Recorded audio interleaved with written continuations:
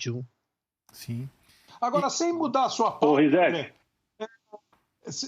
Viu, Roque? Sem mudar a pauta do Rizek, eu fico pensando aqui, isso que o Júnior fala é claro, né, e perfeito. O Rizek começou a falar do Internacional, que contrata o Aguirre, que deu, não sei se o Rizek lembra que antes da Copa do Mundo de 2018, ele deu uma entrevista aqui no Seleção, e foi uma entrevista muito legal, ele muito solto, muito claro, falou que o Uruguai ia fazer uma Copa do Mundo bacana e tal. Eu acho que ele é um bom treinador.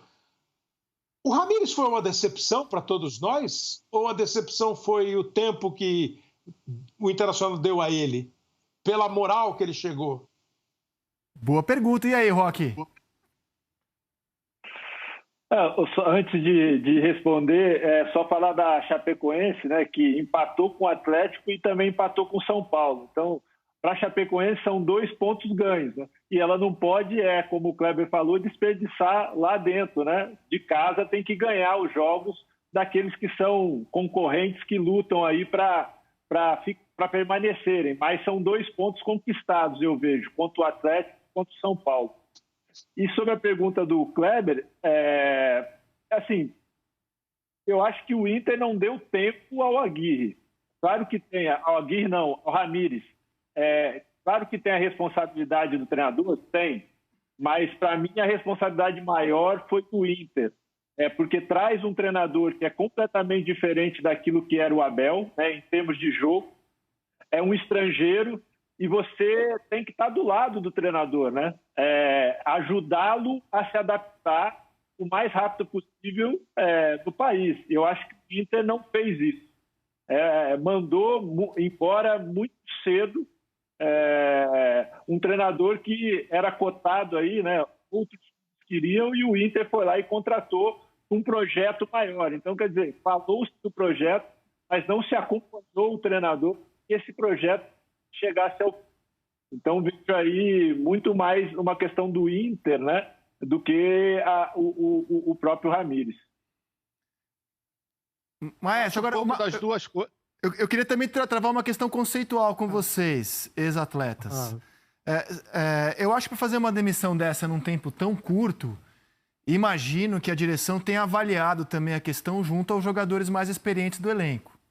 Vocês não acham? Uma demissão ter sido em tempo tão curto? Diga lá, maestro.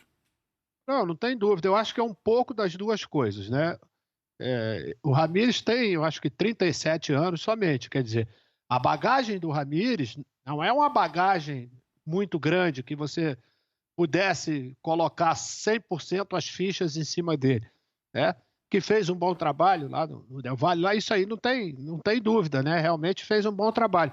Mas quando ele chega, né, e pega uma equipe que foi vice-campeã brasileira, com um jeito já de jogar, ele chega e tenta mudar radicalmente isso, eu acho que ele pagou um preço por fazer isso com rapidez demais também. Quando eu vi o time do Inter começando a jogar, inclusive no campeonato gaúcho, sem o Patrick, eu achei estranho, porque o Patrick e o Edenilson, né, são os 2 motores dessa equipe, foram os 2 motores do último campeonato brasileiro. Quer dizer, são jogadores que realmente estavam tendo rendimento grande. Quando eu vejo o Patrick já jogando em uma outra posição, quase como um ponta esquerda, eu começo a duvidar um pouco da falta de conhecimento do elenco, né? Para que ele pudesse trabalhar. É lógico que você dando tempo para o treinador colocar as suas ideias, seu conceito, conhecimento do elenco, é lógico que você teria um pouco mais de tempo, mas eu acho que foi um pouco das duas coisas, entendeu? Não dá para você colocar somente em cima do Ramires e nem também você colocar toda a culpa em cima da diretoria do Inter, que não teve paciência, talvez, para dar um suporte para o treinador nesses primeiros meses. No Brasil, você cair numa semifinal de Libertadores para um bom time como é o Tigres, e que ganhou o jogo da volta, o Inter tinha vencido em casa e perdeu na volta por 3-1, entra como contras, Kleber. Caiu na semifinal, contra. É muito maluco. Eu lembro no ano, cara. Acho que foi aqui no Seleção mesmo. Aí começamos a discutir. Um companheiro nosso falou assim: o trabalho do Internacional, do Aguirre, foi um fracasso. Eu falei, o cara caiu na semifinal da Libertadores. Como assim foi um fracasso? Não, foi um fracasso. Aí é duro, né?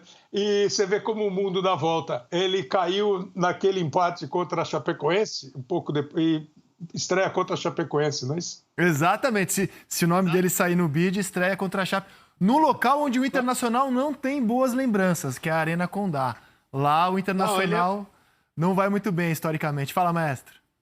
Não, lembrando o seguinte, né? Mandaram ele embora na véspera de um Grenal, no empate contra a Chapecoense. Vocês lembram quanto é que foi esse Grenal? Acho que foi 5-0 pro Grêmio. É isso aí. Foi uma sapatada do Grêmio mesmo. Foi uma sapatada. Será que essa decisão foi uma decisão acertada? Né? Ou então foi somente aquela história de criar um fato novo, né? Duas coisas me chamaram a atenção na fala do Aguirre, né? Recuperar a identidade e cobrança nos jogadores. Sim. Isso é de quem conhece a casa que está chegando, né? Isso exatamente em função da última passagem. E tá levando um jogador com ele do Corinthians. Tá praticamente acertado a liberação do Bruno Mendes do Corinthians para o Internacional. Ô, Roque, é da sua posição, cara. Queria te fazer uma pergunta. Você desculpa a minha sinceridade, mas eu devo ter dado um azar. Eu nunca vi o Bruno Mendes jogar bem no Corinthians. Queria saber a sua opinião técnica sobre o zagueiro uruguaio que o Internacional está levando. Jogou nas seleções de base do Uruguai, é convocado, inclusive, para as seleções de base. É jovem, mas confesso a você, Roque, eu nunca vi uma boa partida dele. Muito esforçado, mas nunca vi uma boa partida do uruguaio no Corinthians, Roque. Mas eu sei que é o especialista. Rezec, eu acho que, como você falou aí, é um bom jogador, sim. É um jogador jovem, tem que evoluir. Eu vi uma boa partida dele, sim, no Corinthians, até não de zagueiro, mas de lateral direito. Ele foi bem numa partida. Não vinha tendo muita chance no Corinthians, até porque o Corinthians subiu outros dois jogadores, né, o João Vitor e o Raul, né, que são zagueiros jovens ali também. O Aguirre deve conhecê-lo, né, por ser uruguaio, mas eu acho uma boa contratação, sim, para o Internacional, que tem tido dificuldades ali, né, naquele miolo de zaga.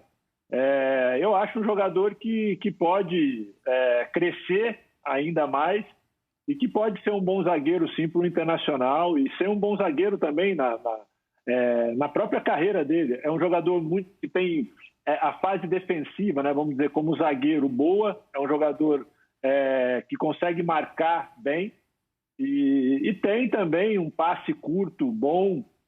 Não tem esse passe médio ali entre linhas que hoje é necessário, um passe longo também, bom, mas que pode ser desenvolvido. Mas acho bom para o Corinthians, porque na verdade não vinha jogando, bom para ele que vai ter chance de jogar e bom para o Internacional também. O Inter paga 500 mil pelo reforço, paga o salário dele até o fim do ano, ele realmente não vinha sendo utilizado como titular. O Mancini chegou a dar alguns jogos para ele, foi até um pedido da direção que o Mancini desse jogos a alguns atletas que não vinham atuando, até para poder ter uma resposta definitiva se eles tinham potencial ou não, mas o próprio Mancini, depois de alguns jogos, recuou com o Bruno Mendes. E o Inter, de fato, tem problemas defensivos. Se a gente for avaliar os zagueiros que hoje o Internacional tem, ele tem o Vitor Cuesta como o único jogador assim mais experiente ao lado do Moledo. E aí muitos garotos, o Zé Gabriel com 22 anos, o Lucas Ribeiro com 22 anos, o Pedro Henrique com 20 anos e agora o Bruno Mendes se junta a esse elenco, Kleber. Acho um bom elenco de zagueiro. Em determinado instante, o Moledo e o Vitor Cuesta fizeram uma dupla que eu comparei naquele instante com a dupla do Grêmio, com o Jeromel e o Kahneman, que eu acho que é a dupla ao longo dos anos assim mais consistente como dupla de zaga no Brasil. Aí o Zé Gabriel, que era volante, foi puxado, o Moledo se machucou. Eu tô bem do Roque, assim, eu me lembro, acho que foi aqui no programa mesmo que você começou a fazer uma lista de cornetas, assim, sobre contratações do Corinthians, e numa das notas você soprou Bruno Mendes. E eu acho que é um cara muito novo ainda, entendeu? Ele não foi nada brilhante, não sei se ele vai ser um zagueiro da seleção uruguaia e tal, mas é um moleque de 20 e poucos anos. Acho que é igual o Camacho ir para o Santos. Acaba sendo bom para o Corinthians, bom para o Camacho e bom para o Santos. Esse negócio do Inter com o Corinthians envolvendo o Bruno é igual.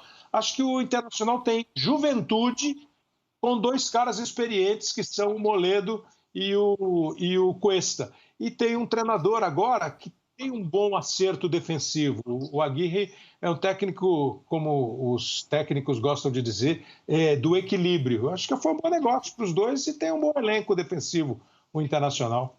E o que eu fiquei sabendo é que o Corinthians está numa situação financeira caótica, né? O Rodrigo Capello trouxe essa informação no GE, a dívida está na casa do R$1 bilhão.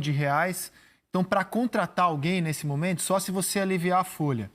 Então, com os 500 mil que o Corinthians ganha pelo empréstimo e se livrando ou não pagando o salário que hoje é do Bruno Mendes, o Corinthians ganha um respiro, não é para fazer uma grande contratação com esse dinheiro, mas ganha algum respiro para trazer um reforço no segundo semestre. Esse é o plano da equipe. André, fala, maestro.